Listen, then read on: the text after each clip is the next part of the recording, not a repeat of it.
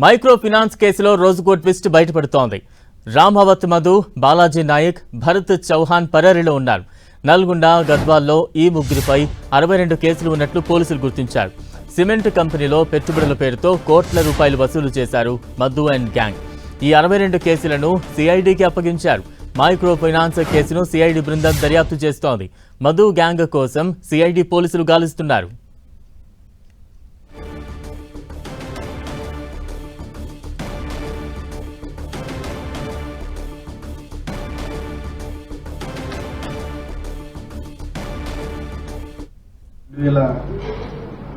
నుంచి మేము కలిసి దిగిన ఫోటో ఇది. మా టీం అందరం కలిసి మేము స్టేజ్ మీద దిగిన ఫోటో ఇది.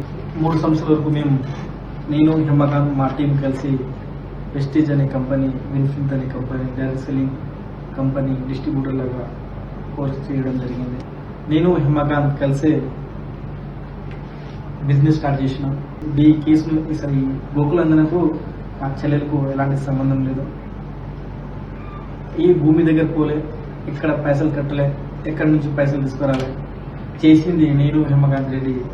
పరిచయం 2019 నుంచి మేము కలిసి దిగిన